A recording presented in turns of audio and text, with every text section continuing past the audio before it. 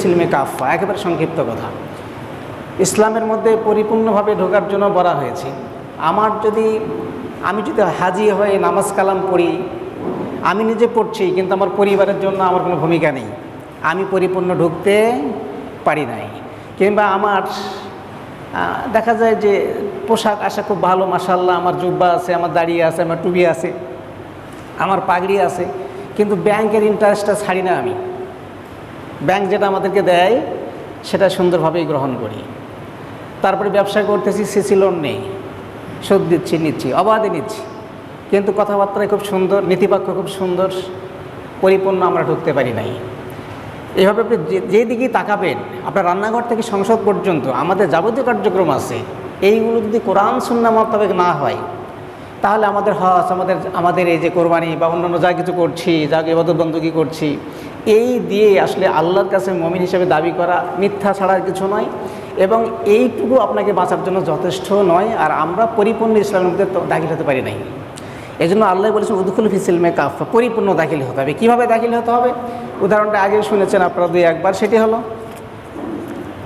আমরা মশারি খাটাই আমাদের মশার উপদ্রব থেকে বাঁচবার জন্য, মশারি খাটাই। এখন কেউ মশারি খাটানোর পরে ধরেন যে পুরোটাই মশারির মধ্যে ঢুকে গেছে, কিন্তু গলা থেকে এনে শুরু করে মাথা পর্যন্ত বের করে রাখছে, এই পুরোটা সেভ করছে, এইটুকু সেভ করে নাই। তারপরও আমার মনে হয় এমন একজন লোক এখানে আমরা পাবো না যে দাঁড়িয়ে বলবে যে আমার পরিপূর্ণ ঘুম হবে মাথা বাইরে থাকলেও। বলতে পারবো না। কেন পারবো না?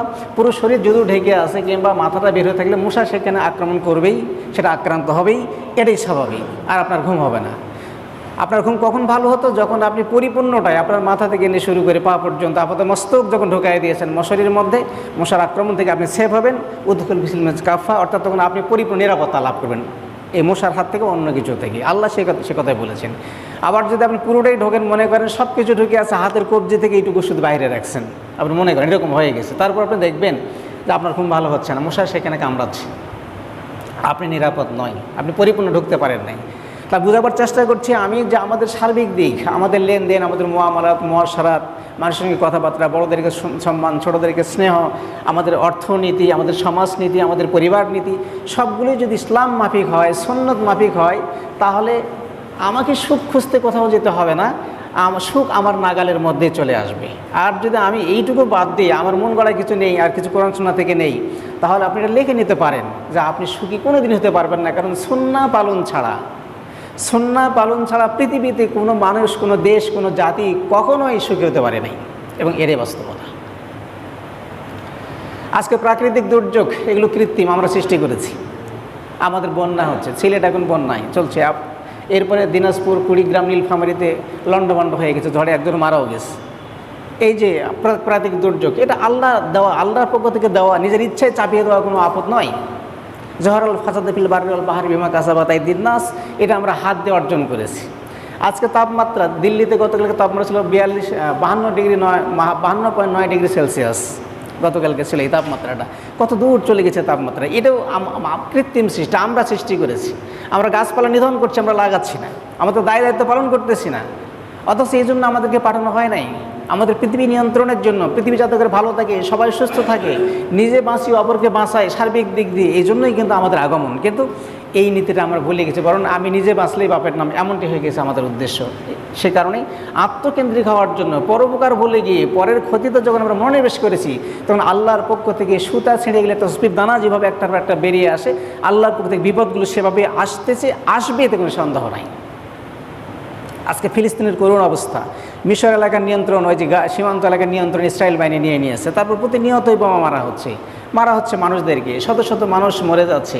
এরপরও আমাদের যেন কোনো ভূমিকা নেই। 145 দেশ মানে ইসরায়েলকে স্বীকৃতি, ফিলিস্তিনকে স্বীকৃতি দিয়েছে, নামে মাত্রই স্বীকৃতি দিয়েছে, কিন্তু স্বাধীনতার স্বাদ তারা আদৌ পাবে কিনা এটা আমাদের রবই জানেন, আমরা এখনও ভালো করে বলতে পারবো না। কারণ যেখানে আমাদের কোনো ভূমিকাই নেই, মুসলমানদের কোনো ভূমিকাই নেই, যেখানে তাদের প্রতি আমাদের সহানুভূতি এখনো তৈরি হয় নাই।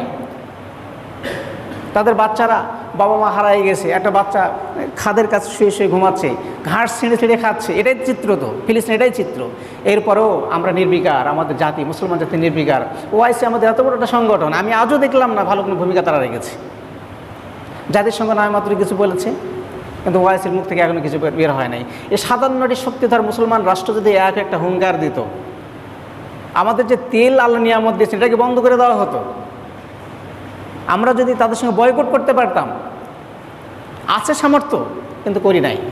আল্লাহ বলছে থামো, শাস্তিটা তোমাদেরকে দিচ্ছি আমি, সেভাবেই দেওয়া হচ্ছে। ফিলিস্তিনের উপর শাস্তি আসতে মনে করেন না ফিলিস্তিন ভোগ করতেছে, আপনি বেঁচে যাবেন না, অদূর ভবিষ্যতে আপনি প্রস্তুত থাকেন, যে কোনো সময় আপনার উপর আক্রমণ হতে পারে, কারণ আপনি আপনার নৈতিক দায়িত্ব থেকে সরে গেছেন। আসুন, আমার আলোচনার বিষয় সেটা নয়। আমরা বিগত জুমায় আলোচনা করছিলাম যে আল্লাহ পাক হাদিসে কুদসির মধ্যে বলেছেন 6টি জায়গাতে আল্লাহ 6টি জিনিস রেখে দিয়েছেন, কিন্তু মানুষ আমরা অন্য জায়গায় খুঁজি সেই 6টি বিষয়কে, যার জন্য আমাদের ব্যর্থতা। আমাদের পরিবারের শান্তি নাই, আমাদের দেশের শান্তি নাই, আমাদের সমাজের শান্তি নাই।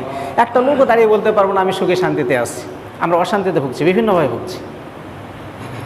আসুন আমরা ফিরে আসি, আল্লাহর দেওয়া নিয়ামতের দিকে ফিরে আসি, শুকরিয়া আদায় করি, এবং কোন স্থানে কোনটা আল্লাহ আমাদেরকে নিতে বলেছেন আমরা সেটা গ্রহণ করার চেষ্টা করি। তাহলে আমাদের মনে হয় যে আল্লাহ পাক সুখ বা শান্তি বা আমাদের যে মানে সাকিনা, যেটাকে আন্তরিক প্রশান্তি বলা হয়, অর্থ দিয়ে আল্লাহ আপনাকে বলিয়ান অনেক অর্থের মালিক আপনাকে করবেন না, বা আপনার এসি গাড়ি এসি বাড়ি থাকবেন এমনটি হতে পারে, কিন্তু আল্লাহ আপনার অন্তরে প্রশান্তি ঢেলে দিবেন, আপনি নির্বিঘ্নে ঘুমাতে পারবেন, আপনি নির্বিঘ্নে ইবাদত বন্দী করতে পারবেন, হাত তুলবেন চোখের কোণাতে পানি চলে আসবে, আল্লাহর কাছে চাইছেন আল্লাহ বেয়াজ্জতি করবেন, আল্লাহ দিয়ে দিবেন, প্রত্যক্ষভাবেই হোক পরোক্ষভাবেই হোক। এবং আপনি নিজেকে সবচাইতে সুখী মনে করবেন, আপনি মনে করবেন আমার আর চাওয়া পাওয়ার কিছু নাই, আমি যা চেয়েছি তার চেয়ে অনেক বেশি পেয়েছি। এই যে মন মানসিকতা তৈরি, এটাকেই বলা হয় শান্তি, প্রকৃত শান্তি। অনেক অঢেল সম্পদের মধ্যে আসলে কিন্তু শান্তি নেই। বন্ধুগণ, আমি আজকে